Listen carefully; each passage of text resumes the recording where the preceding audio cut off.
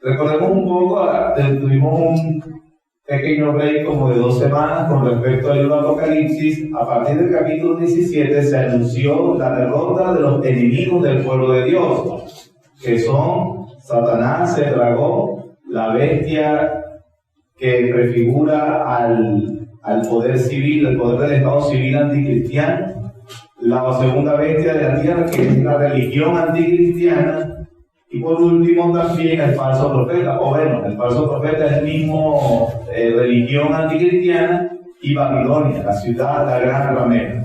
En el capítulo 18 se nos anunció la destrucción del primer enemigo de Dios.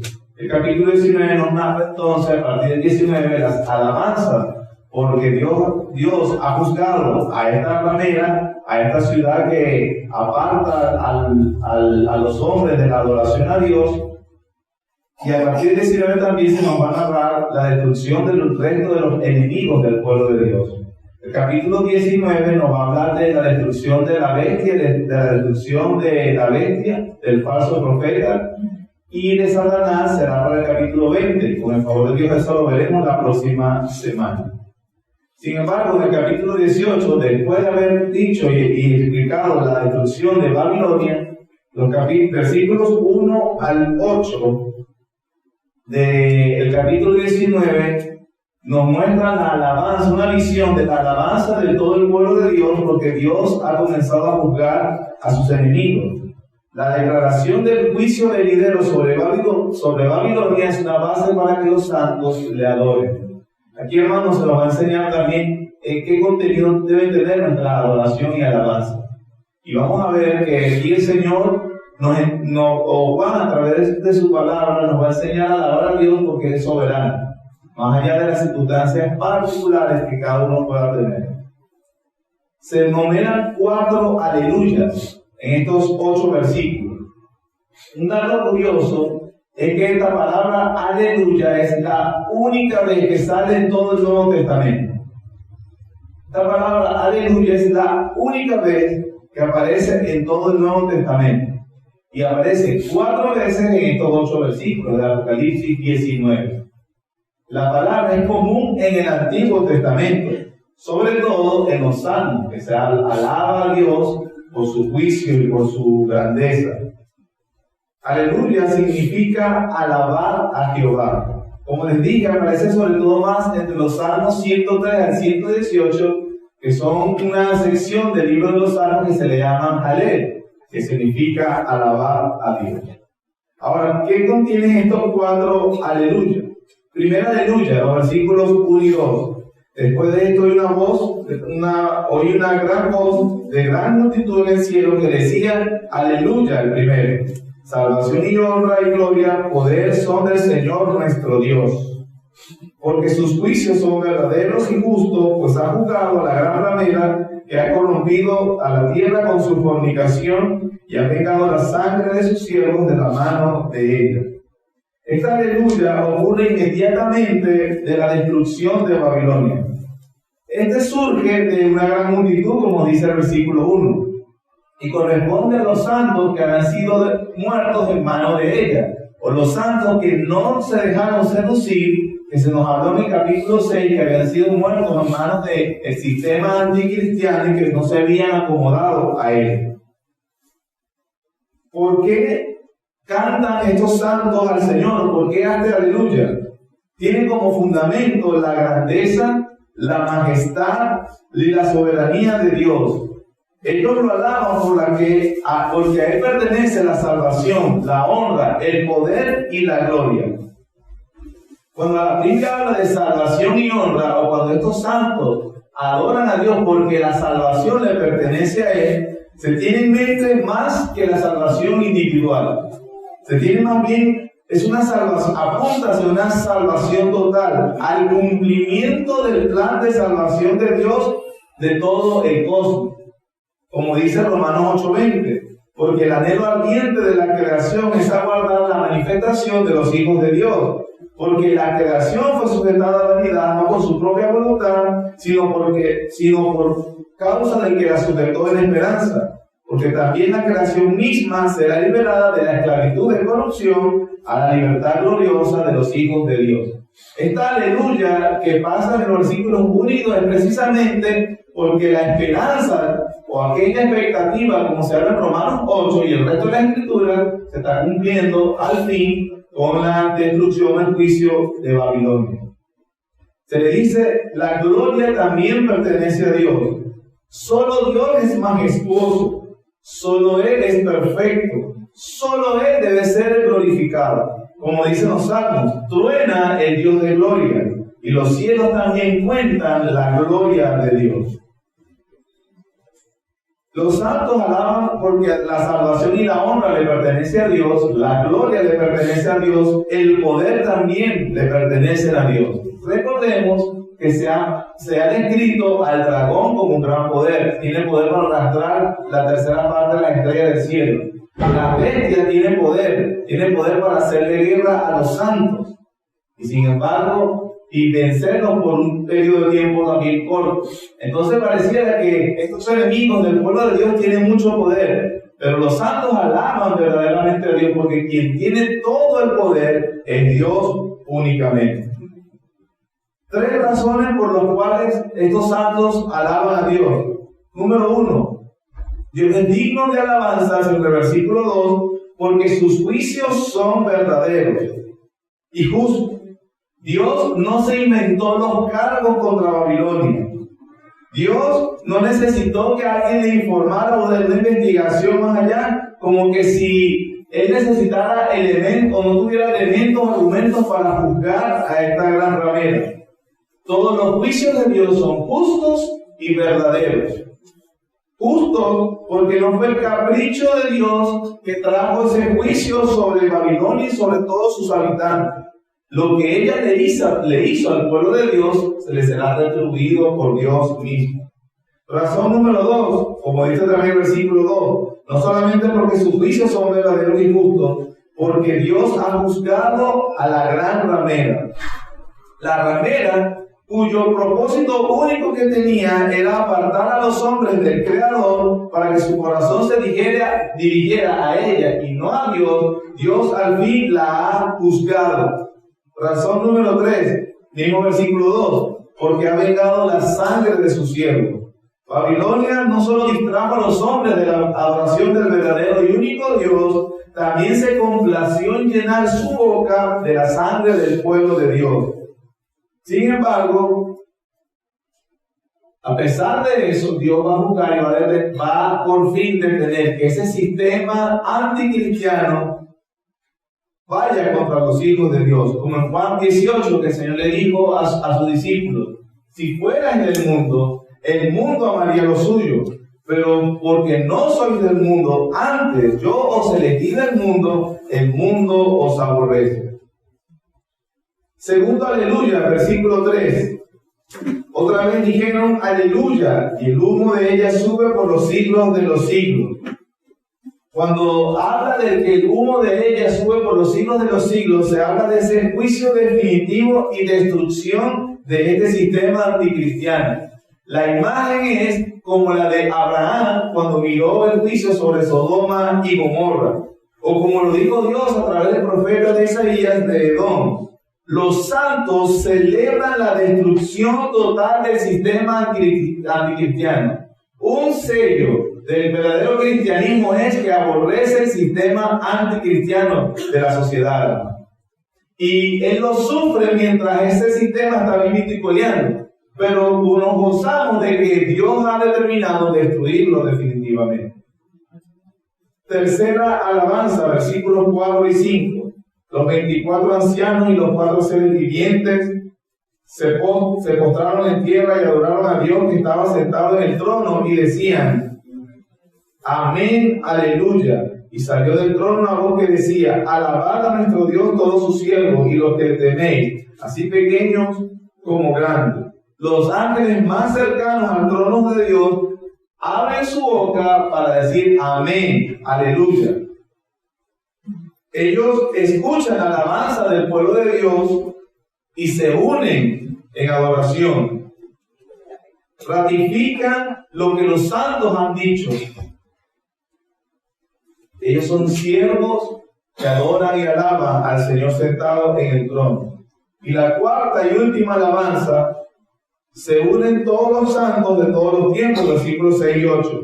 Y oí como la voz de una gran multitud, como el estruendo de muchas aguas, y como la voz de grandes truenos que decía, aleluya, porque el Señor Dios Todopoderoso reina. Gocémonos y alegrémonos, démosle gloria, porque han llegado las bodas del Cordero y su esposa se ha preparado. A ella se le ha concedido que se vista de lino fino y resplandeciente, porque el lino fino son las acciones justas de los santos. La cuarta aleluya obviamente tiene esa preparación y esa expectativa de que ha llegado las bodas de la cena del Cordero. Una de las cosas que vamos a ver en el capítulo 19 es que hay dos banquetes. Uno es el banquete de las bodas del Cordero para celebrar su reinado, y el otro es el banquete del Cordero, donde no están invitados los incrédulos, sino que los mismos incrédulos serán servidos como banquete. Pero aquí lo importante es la invitación a las bodas del Cordero. Y lo resaltante del versículo 8 es: a ella se le ha concedido que se vista de lino fino. Recuerden que cuando se describió a la gran ramera también se vestía igual, pero lo de ella era superficial, o era simplemente una fachada, porque por dentro ella estaba llena de inmundicia y de abominación para Dios. Pero a la novia del Cordero, o sea, es la comparación entre la ramera despreciable, asquerosa, y la novia pura, codiciable, pero bella de la iglesia, la cual tiene lino fino, blanco, primero porque el Señor Jesucristo a través de su sacrificio la purificó, y ellos se adornaron, usaron toda la cuestión de cosméticos con las acciones justas de ellos. Algo de Jesucristo. La bienaventuranza en la boda que se celebra dice, versículo 9, el ángel me dijo, escribe, bienaventurados los que son llamados a la cena de la boda del Cordero. Y me dijo, estas palabras son verdaderas de Dios. Y yo me postré a sus pies para adorarle. Y él me dijo, mira, no lo hagas. Yo soy consiervo tuyo y de tus hermanos que retienen el testimonio de Jesús. Adora a Dios, porque el testimonio de Jesús es el espíritu de la profecía. El ángel tuvo que hacer un regaño a Juan, porque prácticamente se te ha dado todo el libro en contra de la idolatría y aquí estás cometiendo idolatría. Te arrodillaste a adorar a un ángel. Digo, no lo puedes hacer. Tienes que adorar solamente a Dios. Ojo, miren cómo aquí también se habla de la divinidad de Jesucristo. Cuando Juan trató de hacer una reverencia a un ángel, el ángel dijo, no lo debes hacer. Pero en todo el libro se ha mandado a que se adore al Hijo de Dios, porque Él es coeterno, igual de digno que el Padre. Eso para la gente que todavía duda sobre la divinidad del Señor Jesucristo. Ahora, a partir del versículo 11 ya se ha anunciado la boda del Cordero, la iglesia se ha preparado para ella, por fin se han derrotado los enemigos de Dios. Juan va a describir lo que le va a suceder a los otros enemigos, el falso profeta y la bestia. Y lo hace describiendo en primer lugar al Señor. Hace una descripción del Señor del versículo 11 al 16 y del versículo 17 al 21, una descripción de la batalla final. La batalla de Armagedón que vimos anteriormente. Ahora, ¿cuál es la descripción del Señor Jesús que se da acá? Número 1. ¿Dónde lo ve Juan? Versículo 11. Entonces vi el cielo abierto, y aquí un caballo blanco, y el que lo montaba se llamaba Fiel y Verdadero, y con justicia juzga y pelea. Juan va a ver, hermanos, al león de la tribu de Judá. Juan va a describir, la descripción que se nos da de Jesucristo aquí es como el guerrero divino de Dios. Esto es muy importante porque ese es a quien estamos esperando. El siglo I recibió un cordero manso y humilde. La segunda venida de Cristo no tiene que ver con humildad. Es el guerrero divino de Dios que viene a juzgar. Dice que viene del cielo, que es donde vino la primera vez, está en el presente y de allí vendrá por segunda vez. Juan lo describe montado sobre un caballo blanco. Ese caballo blanco es un caballo de guerra. Ya no es un pollino o un asno humilde del Redentor. Es el caballo del guerrero divino, como les digo. Que Juan lo describe en un caballo blanco, habla de que él es el comandante y capitán de los ejércitos celestiales. Cristo no vuelve humilde como un siervo sufriente, sino como un guerrero que viene dispuesto a vengarse de todos sus enemigos. Dice el versículo 11, con justicia juzga y pelea. El juicio de Jesucristo que va a realizar es justo. Si una vez en la historia de la humanidad hubo una guerra santa, recuerden que hay descripciones de guerra santa. Bueno, esta es la verdadera guerra santa. La guerra santa del Hijo de Dios vengándose de todos sus enemigos. No solamente lo describe así en el versículo 11, sino que el versículo dice que es como que tiene ojos como llama de fuego. Versículo 12. Sus ojos eran como llama de fuego. Nos enseña su omnisciencia, capaz de ver todo, hasta el orgullo del corazón de los hombres. Hermanos, Cristo ve exactamente cuál es nuestra condición. Nosotros podemos engañarnos a nosotros mismos, podemos engañar a los demás. Cristo sabe quién eres tú realmente. Él tiene ojos de llama de fuego. Él sabe lo que haces en tu cuarto cuando tú crees que nadie te está viendo. Bueno, Cristo sí lo sabe. Él va a retribuir perfecta y correctamente. Dice el versículo 12, también, no solamente él tiene llamas como ojos de fuego, había en su cabeza muchas diademas. El dragón tenía 7 diademas. La bestia tenía 10 diademas, que simbolizaban poder. Bueno, pero el Hijo de Dios tiene muchísimas más, hablando de que en comparación a ellos, él tiene mayor poder. El versículo 12 también dice, y tenía un nombre escrito que ninguno conocía, sino él mismo. Que habla de ese nombre que nadie conocía, habla de su trascendencia. Se refiere a la grandeza del Señor por encima de todo lo demás. Que Él está por encima de todo en cuanto a dignidad, valor, importancia. Él es totalmente trascendente.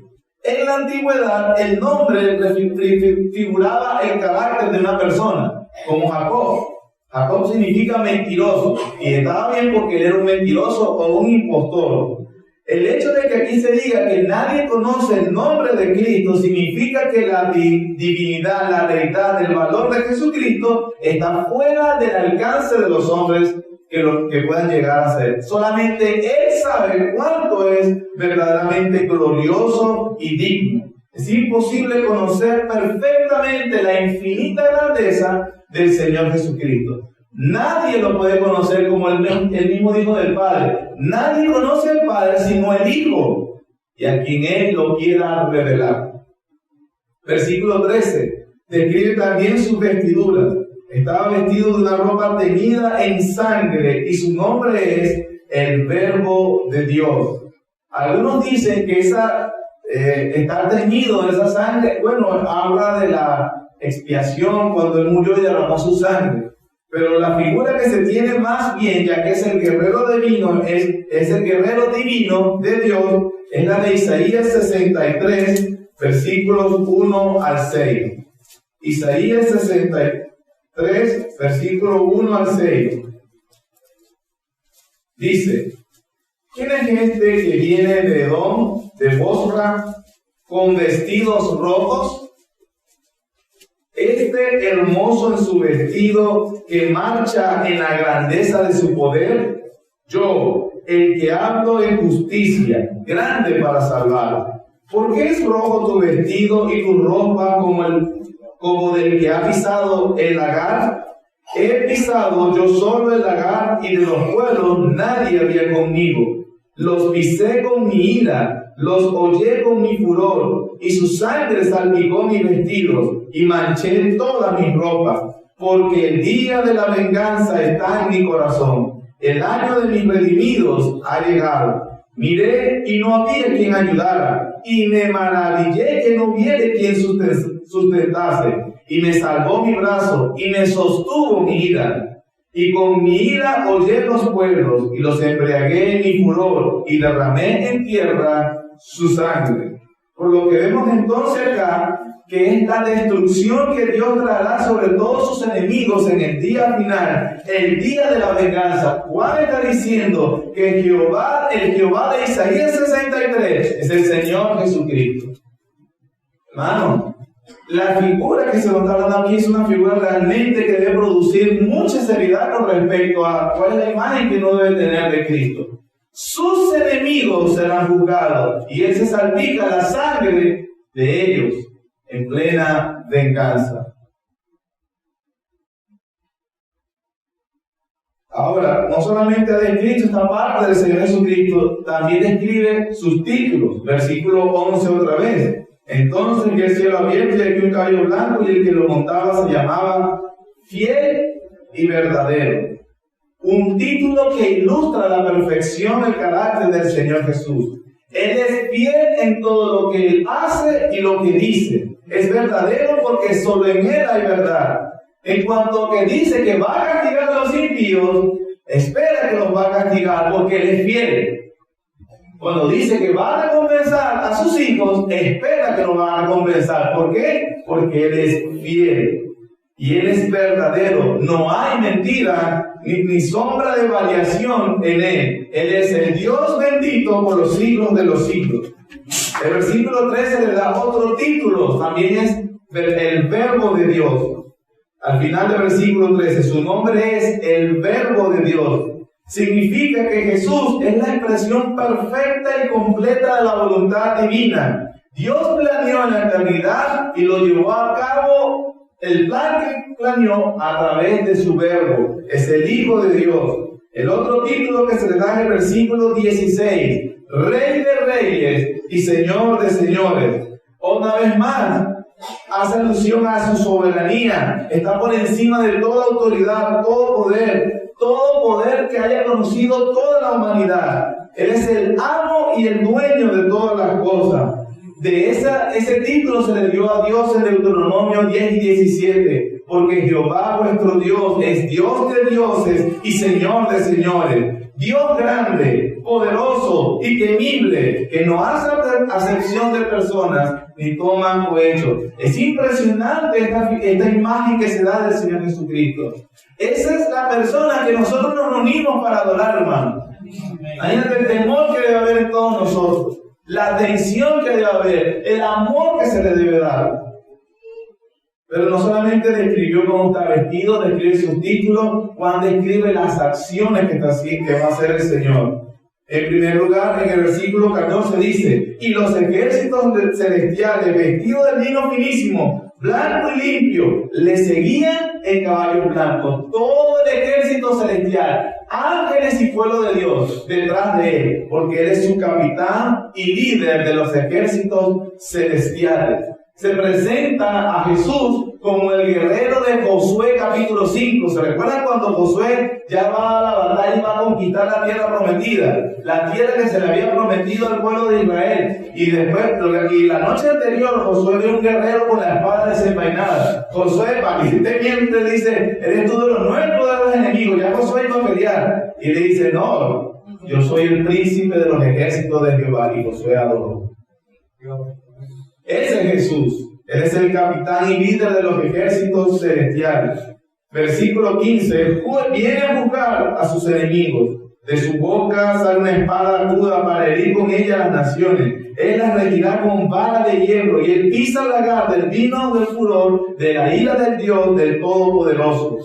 Juzga a sus enemigos como fue profetizado en Isaías 11, versículo 4, que se nos dice que saldrá una vástago del tronco de Isaí, y él juzgará a los pueblos, a él se reunirán las naciones. Pero también el Salmo capítulo 12 cita en este versículo: ¿por qué se amotinan la gente y los pueblos piensan cosas vanas? Se unirán contra su Dios, contra su ungido. Pero dice la Biblia, versículo 4 del capítulo 2 de Salmo, el que mora en los cielos se reirá. El Señor se burlará de ellos, luego hablará en ellos en su furor, los turbará con su ira. Yo he puesto a mi rey sobre Sión, mi santo monte. Yo publicaré el decreto, mi hijo eres tú, yo te he engendrado hoy. Él es el rey ungido, el Mesías, el Cristo de Dios. Cuando tenemos todo ese cuadro del Señor Jesucristo, hermano, ¿qué debe producir en quien lo lee, en quien lo oye? Deben adorarle. Le deben todo temor, toda adoración, todo valor, todo amor. Deben atesorarlo, deben honrarlo, deben determinar que su vida debe ser solo y solamente para Él.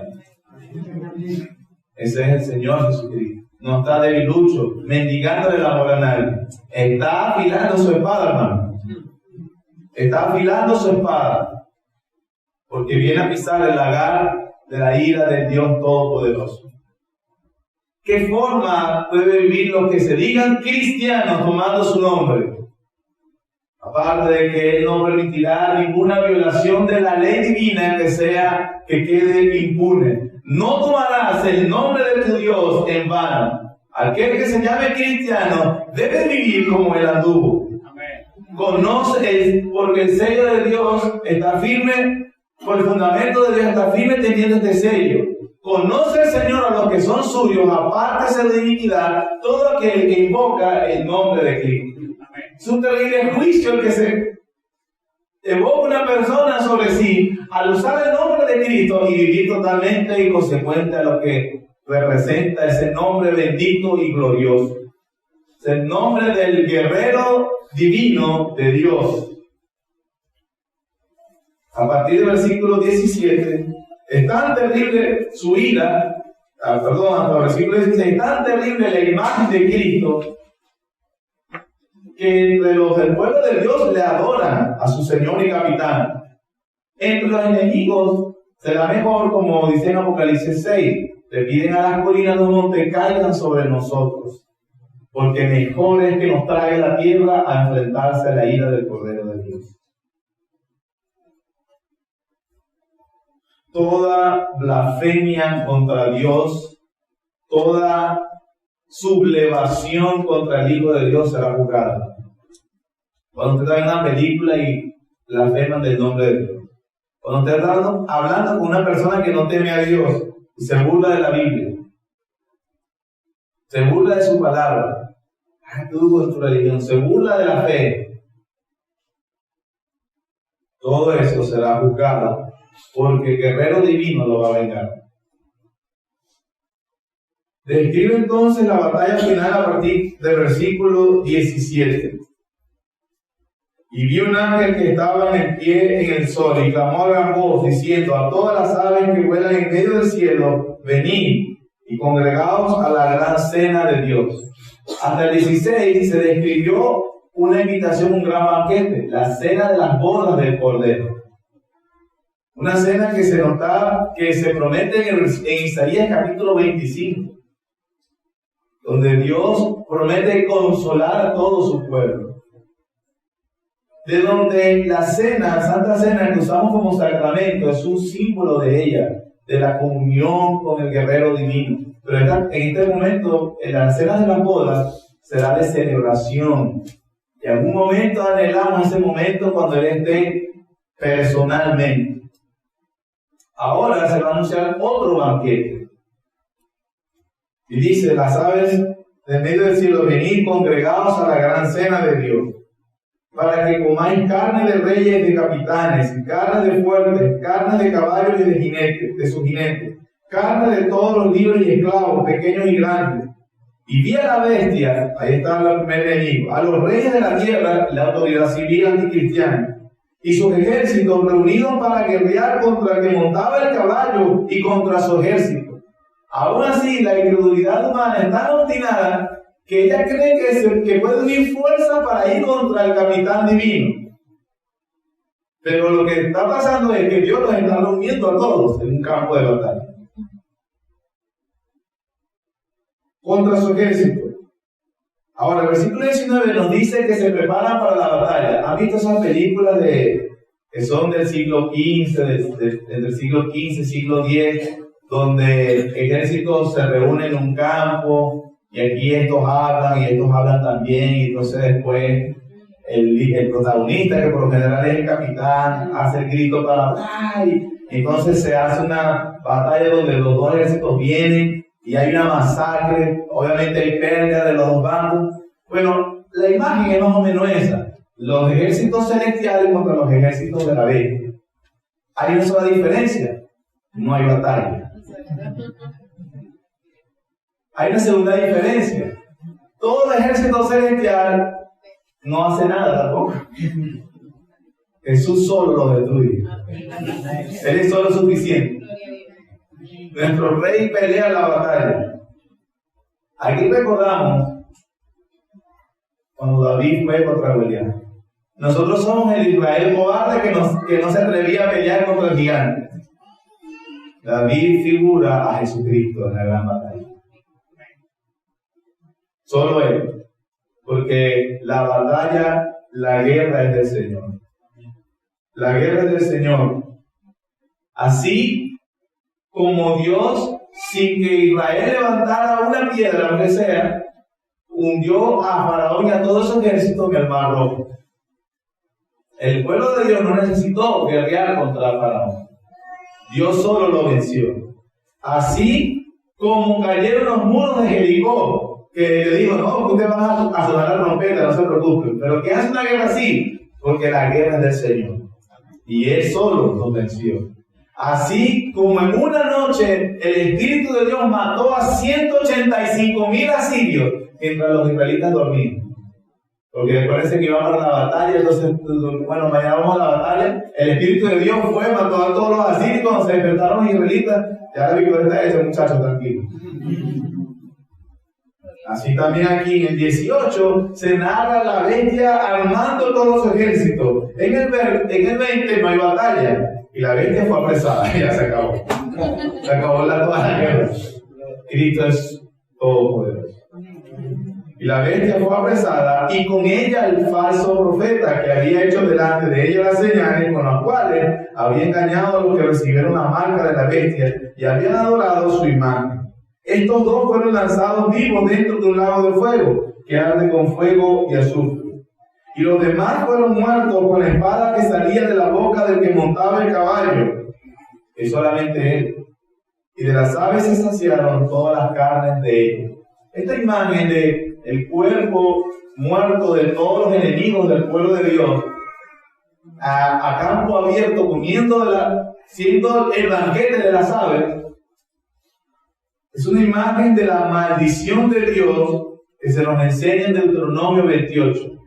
En Deuteronomio 28, dejar un cuerpo muerto a campo abierto para que se lo comieran las aves de carroña era símbolo de la maldición de Dios. Es decir, que todo aquel que sería a la bestia, lo único que puede esperar es la maldición de Dios sobre él. Falta un solo enemigo. ¿Cuál enemigo es? Ya vimos la destrucción de Babilonia en el 18. Acabamos de ver la guerra donde se destruyó a la bestia y al falso profeta, que es la falsa religión. Falta un enemigo. ¿Cuál es el enemigo? ¿Cuál enemigo falta? Satanás. Eso nos lo va a hablar el capítulo 20. Con el favor de Dios, si el Señor así lo quiere, lo veremos la próxima semana. Algunas aplicaciones, hermanos. Algunas aplicaciones.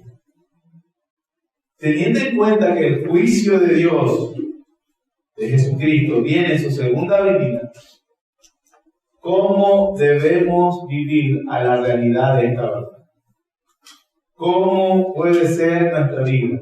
Cristo va a volver, y acuérdense, hermanos, que dice que uno de sus títulos es fiel y verdadero, y que varias veces en los primeros 4 capítulos de Apocalipsis lo escuchamos decir: aquí vengo pronto, vengo pronto.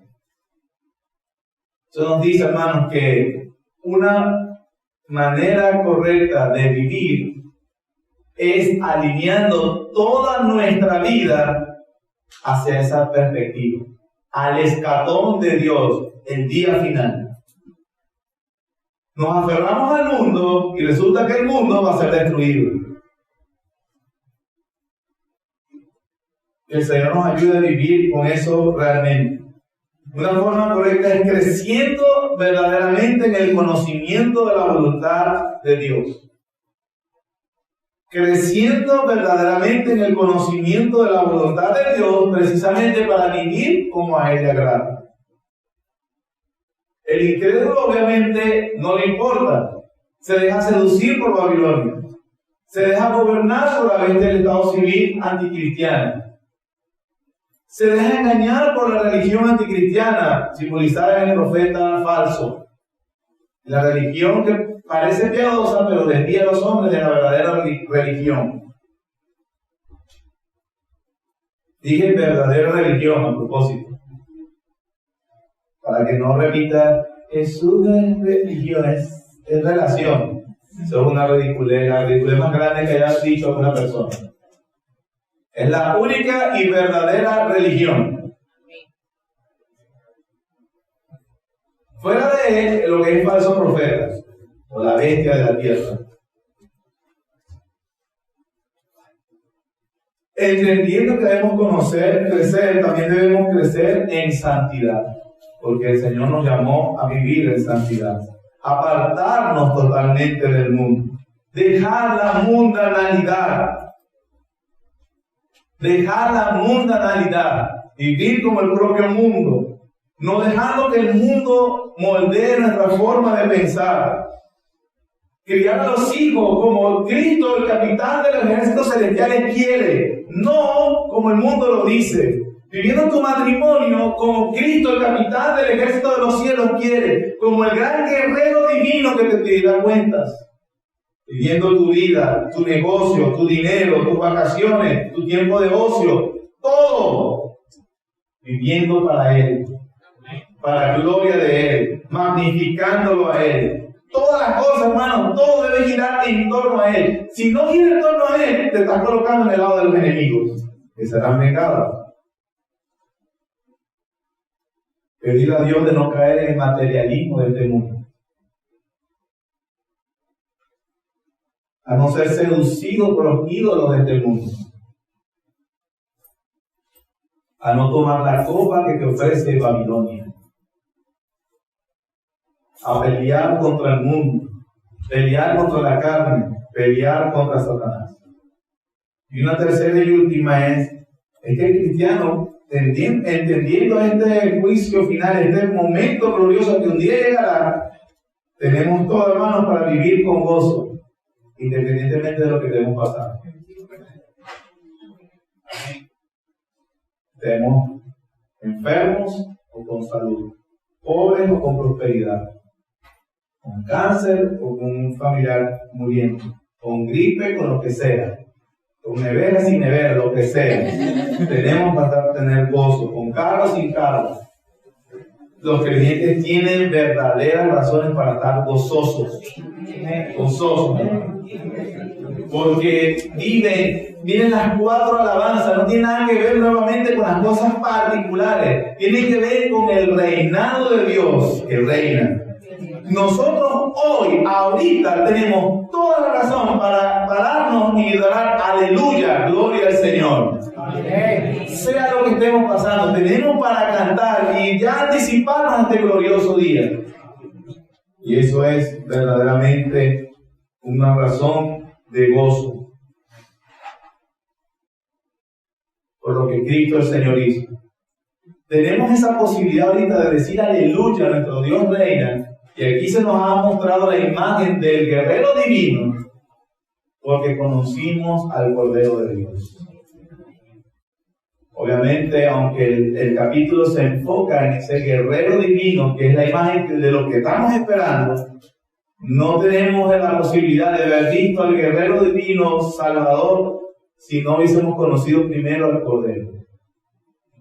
El Cordero que se inmoló en nuestro lugar, que recibió la ira de Dios en nuestro lugar para salvarnos, perdonarnos y darnos nueva vida. a las personas que nos visitan o si eres o no eres cristiano.